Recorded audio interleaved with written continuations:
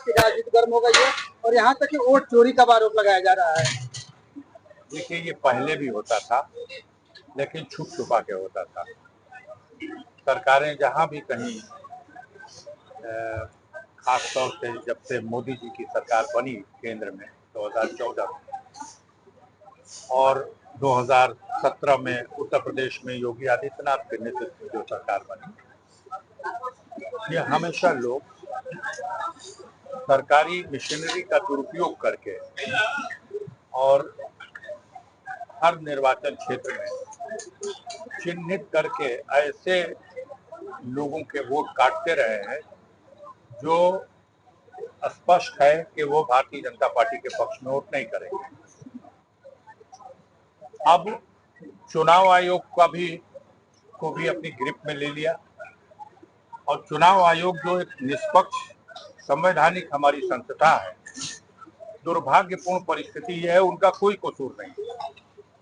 कसूर ये है कि जिस दिन सर्वोच्च न्यायालय ने एक आदेश पारित किया जिसमें ये कहा गया कि भारत में लोकतंत्र में चुनाव की निष्पक्षता को बरकरार रखना आवश्यक है और इसलिए भारत निर्वाचन आयोग के जो 3 आयुक्तों का चयन हो, उसमें एक देश का प्रधानमंत्री, दूसरा प्रतिपक्ष का नेता और तीसरा सुप्रीम कोर्ट का चीफ जस्टिस बैठे और पूरे देश से जो योग्य अधिकारी उस योग्य है, जिस पर भरोसा किया जा सके कि वो लोकतंत्र की सुरक्षा के लिए कोई गड़बड़ी नहीं करेगा, ऐसे व्यक्ति को निर्वाचन आयुक्त के पद पर बैठाया जाए। मंशा यही।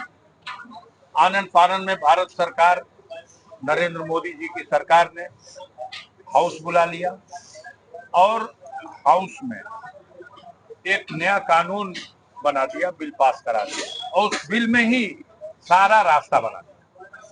ये कोई छुपी हुई चीज नहीं है चोरी बेईमानी की, ये डकैती की चीज। यह रास्ता बन गया कि देश का प्रधानमंत्री खुद होगा और उसी के द्वारा नियुक्त किया गया एक मंत्रिपरिषद का, उन्हीं के मंत्रिपरिषद का एक सदस्य होगा और तीसरा व्यक्ति सुप्रीम कोर्ट का चीफ जस्टिस न होकर के वो उनके द्वारा जो बनाया गया है मंत्री हो रहे और एक प्रतिपक्ष का नेता। 3 ही आदमी बैठते हैं और निर्वाचन आयुक्त की नियुक्ति होती है। आपको याद होगा, एक भारत निर्वाचन आयुक्त का कार्यकाल बाकी था, उन्होंने त्याग पत्र दिया है, दिया गया या लिया गया।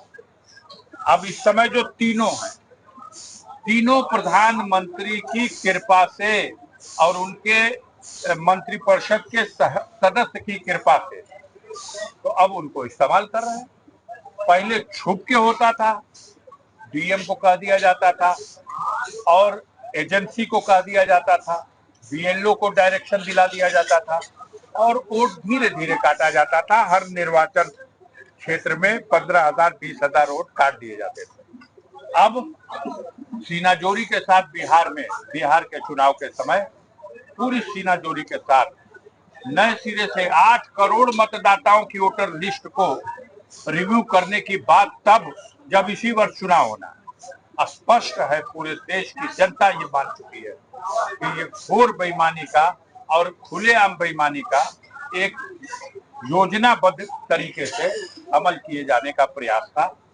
माननीय सर्वोच्च न्यायालय में लोग गए, देश के जनता के वोटों से चुने गए संसद सदस्यों ने पार्लियामेंट के अंदर, पार्लियामेंट के बाहर, सड़कों पर, निर्वाचन सदन के बाहर हर स्तर पर विरोध किया और धीरे धीरे चुनाव आयोग पे जैसे जैसे प्रेशर हुआ कि उसकी बेईमानी उजागर हो रही देश की जनता के सामने, तो उन्होंने पहले जो 12 विकल्प ठुकरा दिए थे उसमें पहले 5 को स्वीकार कर लिया, फिर 7 को स्वीकार कर लिया, फिर 9 को स्वीकार कर लिया, फिर 11 को स्वीकार कर लिया और अब आधार कार्ड को भी, जिसका नाम काटा गया है, अगर वो आधार कार्ड लगा करके है मतदाता तो आवेदन करेगा, उसका वोट पड़ेगा। हमसे जुड़े रहने के लिए हमारे YouTube चैनल को सब्सक्राइब करें और नई वीडियो की नोटिफिकेशन के लिए बेल आइकॉन को दबाएं। अगर आप ये वीडियो Facebook पर देख रहे हैं तो लाइक जरूर करें और ज्यादा से ज्यादा शेयर करें। धन्यवाद।